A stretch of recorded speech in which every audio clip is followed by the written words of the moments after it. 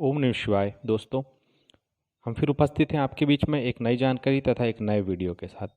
ओम त्र्यंबकम यजामहे सुगंधिम पुष्टिवर्धनम उर्वारुकमिव बंधनान् मृत्योर्मोक्षयमामृतात्।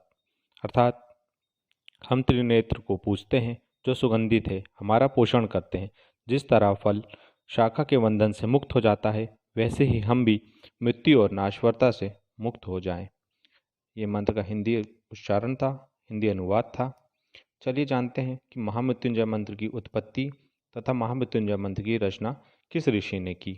इस मंत्र की महिमा क्या है, क्यों भगवान शिव शंकर ने विधि के विधान को ही पलट दिया। चलिए मंत्र से जुड़ी कुछ जानकारियाँ इस वीडियो के माध्यम से आपको बताते हैं। शिव भक्त ऋषि मृकंडू ने संतान प्राप्ति के लिए भगवान शिव की कठोर तपस्या प्रारंभ की। वर्षों की तपस्या के बाद तपस्या से प्रसन्न होकर भगवान शिव ने ऋषि को इच्छा अनुसार संतान प्राप्त होने का वर तो दिया, परंतु शिव जी ने ऋषि को बताया कि यह पुत्र आपका पुत्र अल्प आयु होगा तथा ये अधिक समय तक जीवित नहीं रहेगा। कुछ समय बाद ऋषि को पुत्र रत्न की प्राप्ति हुई तथा उसने पुत्र को साथ ले ऋषियों तथा मुनियों के पास गए तथा पुत्र के जीवन के बारे में पूछा। ऋषियों ने बताया कि इस संतान की उम्र केवल 16 वर्ष ही होगी। यह सुनते ही ऋषि विषाद से घिर गए, चिंतित हो उठे। यह देख जब उनकी पत्नी ने दुख का कारण पूछा तो उन्होंने सारी बात बताई। तब उनकी पत्नी ने कहा कि यदि शिव की कृपा होगी तो यह विधान भी टल जाएगा। ऋषि ने अपने पुत्र का नाम मार्कंडेय रखा और उसे शिव मंत्र भी दिया। मार्कंडेय ने शिव भक्ति में लीन रहते थे। जब समय निकट आया तो ऋषि ने पुत्र की अल्प आयु की बात पुत्र मार्कंडेय को बताई। साथ ही उन्होंने कहा कि यदि शिव जी चाहेंगे तो इसे टाल देंगे।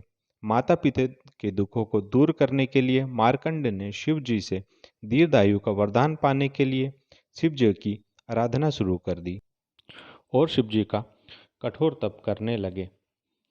कुछ समय बाद मार्कंडेय जी ने दीर्घ आयु का वरदान की प्राप्ति हेतु शिव जी की आराधना के लिए महामृत्युंजय मंत्र की रचना की और शिव मंदिर पर बैठकर इसका अखंड जाप करने लगे।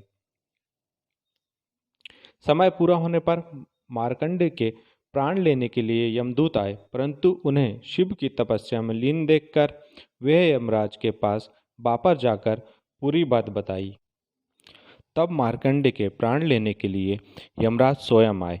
यमराज ने जब अपना पाश मार्कंडेय पर डाला तो बालक मार्कंडेय शिवलिंग से लिपट गए। ऐसे में पास गलती से शिवलिंग पर जा गिरा तथा शिवलिंग को लग गया। यमराज की आक्रामकता पर शिव जी बहुत क्रोधित हुए और यमराज से रक्षा के लिए शिव प्रकट हो उठे।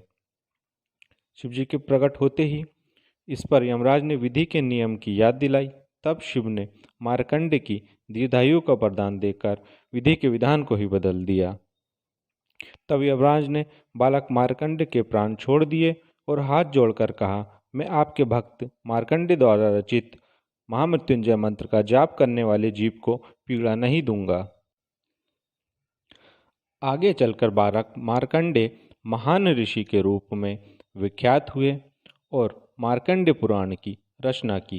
कहते हैं कि महामृत्युंजय मंत्र के जाप के कारण ही रावण ने अपने 9 सिर शिव पूजा में काटकर अर्पित किए थे। आशा करता हूँ आपको ये वीडियो पसंद आई होगी।